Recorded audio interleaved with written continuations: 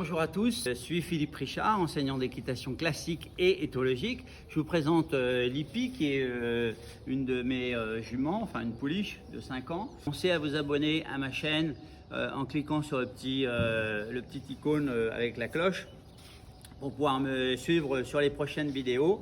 Et aujourd'hui, je vais vous parler du travail de base au sol. Pour déplacer les épaules du cheval, ce qui est intéressant à obtenir, c'est d'obtenir un croisement de l'antérieur du côté où je me trouve. Donc en l'occurrence là, si je suis à gauche du cheval, il va falloir que j'obtienne un déplacement de l'antérieur gauche en faisant croiser l'antérieur gauche devant l'antérieur droit du cheval. Donc comment je vais m'y prendre? Eh bien en fait, je vais positionner ma main sur le nœud ici du licol au niveau de la muserolle, et avec mon autre main, je vais positionner ma main sur l'épaule du cheval. Et ce qui est important, c'est de vraiment pousser sur la tête du cheval, loin de moi, pour pouvoir réaliser en fait un transfert de poids de la masse en fait de ce que le cheval soutient son poids sur cette antérieure gauche, et fait un transfert de poids pour qu'il mette du poids sur son antérieur droit. Et par conséquent, il va pouvoir, effectivement, s'il y a moins de poids sur son antérieur gauche, il va pouvoir plus facilement mobiliser cette antérieure gauche pour pouvoir croiser devant. Voilà. Donc en gros, ça va nous donner ce petit mouvement-là, c'est-à-dire que je pousse sur la tête, je pousse très peu sur l'épaule et j'obtiens immédiatement le croisement, et à ce moment-là, je peux lâcher. Quand on a un cheval qui ne sait pas faire ce mouvement-là, il se peut que parfois, il croise par derrière où il ne se passe rien. Et s'il ne se passe rien, eh bien, je dois augmenter la pression pour obtenir. Et là aussi, je peux me fixer un nombre de pas de croisement entre 1 et 5, comme on l'a vu précédemment pour le déplacement des hanches, en se fixant un nombre de pas entre 1 et 5. Alors, bien sûr, on ne va pas demander un nombre de pas précis au tout début où on enseigne ça au cheval. Mais lorsque le cheval est un petit peu aguerri et l'élève également, on peut commencer à se fixer un nombre de pas entre 1 et 5 pour se challenger un peu et pour gagner de la précision dans nos demandes de déplacement d'épaule. Voilà, donc là par exemple, je vais demander 3 pas de croisement, donc 3 pas de croisement de l'antérieur gauche devant l'antérieur droit. Donc là, 1, 2, voilà, donc là elle bloque un peu, je maintiens la pression, Et pourquoi elle bloque? Parce que tout simplement, elle n'est plus assez attentive.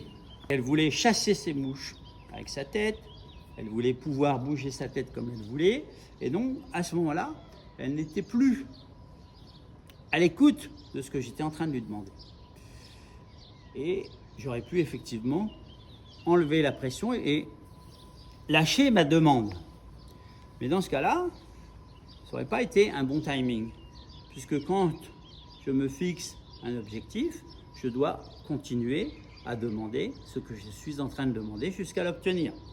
Et ensuite, après, le cheval, je le laisse en pause, je le laisse tranquille, je ne lui demande plus rien. Ce qui fait que le cheval peut à ce moment-là chasser des mouches s'il a besoin de chasser des mouches, il peut éventuellement se gratter, peut faire ce qu'il a à faire, mais pendant la pause, pas pendant que je suis en train de demander quelque chose. Parce que sinon, le cheval finira par se dire qu'à tout moment, il peut chasser une mouche ou bien se gratter alors que je suis en train de faire quelque chose d'extrêmement précis. Lorsque je vais donc améliorer le déplacement des épaules, je vais faire reculer 1 ou 2 pas avant de demander le déplacement des épaules, tout simplement pour que le cheval, au moment où il va reculer 1 ou 2 pas, il va faire une flexion de ses articulations postérieures, il va faire un report de poids vers l'arrière en remettant du poids sur les hanches et par conséquent en reculant son centre de gravité, ce qui va permettre d'alléger l'avant-main. Et en allégeant l'avant-main, eh bien, ça va m'aider à mobiliser les épaules. Et donc ça, c'est le premier intérêt. Et le deuxième intérêt, c'est que si j'enchaîne, par exemple, 1 ou 2 pas de reculé, suivi d'un déplacement d'épaule, par exemple, un pas de croisement d'épaule, et ensuite, de nouveau, reculer, et de nouveau, déplacement d'épaule.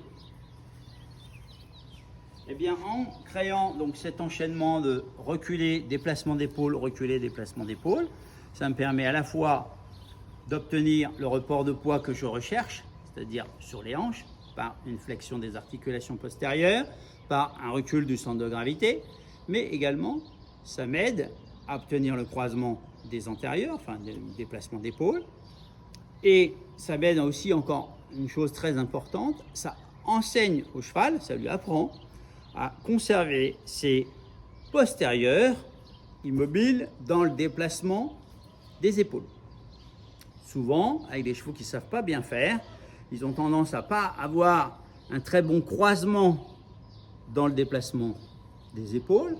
Pourquoi? Parce que à la fois, ils cherchent à croiser les antérieurs, mais en même temps, les postérieurs avancent.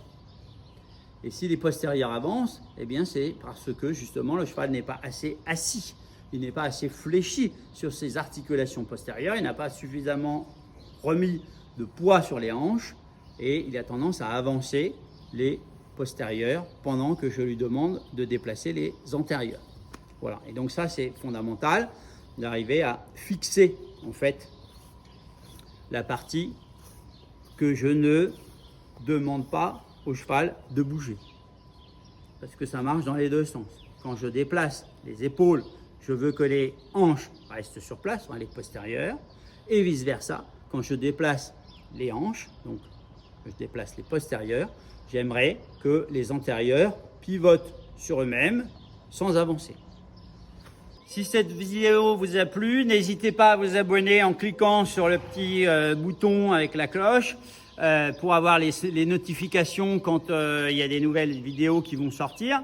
Et n'hésitez pas également à le partager. Faites des commentaires pour me dire sur quel sujet vous voudriez des nouvelles vidéos, que je puisse vous apporter davantage de contenu et de valeur dans les prochaines vidéos.